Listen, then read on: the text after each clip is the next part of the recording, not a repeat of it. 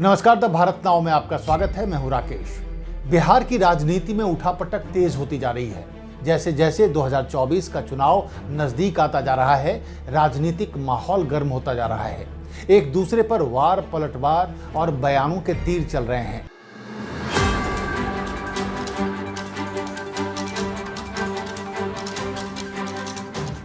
इस बीच बीजेपी प्रदेश अध्यक्ष सम्राट चौधरी ने एक बार फिर अपनी पगड़ी की बात उठाकर एक नई बहस छेड़ दी है।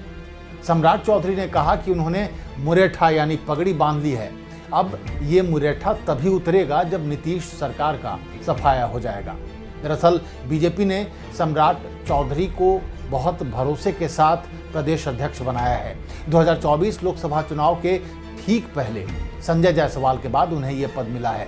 जाहिर तौर पर जिम्मेवारी बड़ी है, क्योंकि सामने लोकसभा का चुनाव है। चुनौती है बिहार के 40 सीटों पर कब्जा करने की।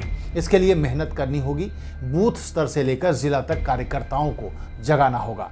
सम्राट चौधरी ने इस जिम्मेवारी को चुनौती के तौर पर लिया है। जब से पद संभाला है तब से लगातार बीजेपी की बात को मजबूती से रख रहे हैं। दिल्ली में पीएम मोदी से मिलकर जीत का मंत्र भी लिया है।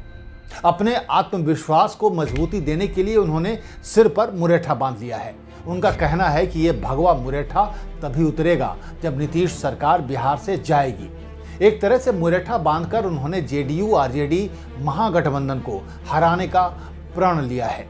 अपने सिर पर मुरेठा बांधकर सम्राट चौधरी ने बिहार की राजनीति में कयासों का दौर भी शुरू कर दिया है। कुछ जानकार ऐसा मान रहे हैं कि बिहार में जल्द ही कुछ बड़ी राजनीतिक घटना होने जा रही है।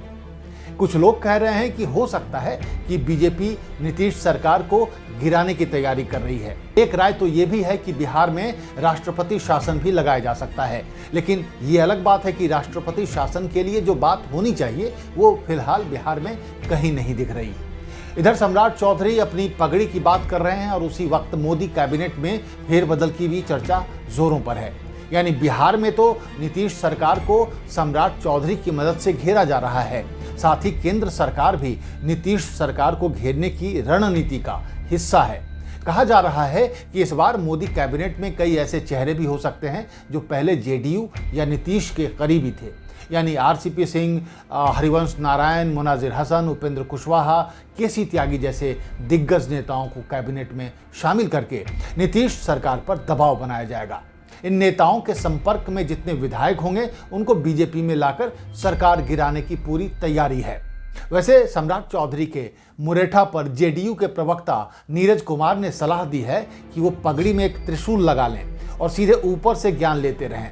खैर, ये तो हुई बयानबाजी की बात, लेकिन इतना तो तय है कि बीजेपी के नेताओं की गतिविधियां और बयानबाजी बिहार में किसी बड़ी राजनीतिक उठापटक की ओर इशारा कर रहे हैं। और सबसे ऊपर है सम्राट चौधरी का प्रण और उसका प्रतीक मुरेठा, जो इन संभावनाओं को पुख्ता कर रहा है। तो अब अगर आपको भी हमारी ये बात पसंद आई हो तो लाइक और सब्सक्राइब करना ना भूलें। नमस्कार।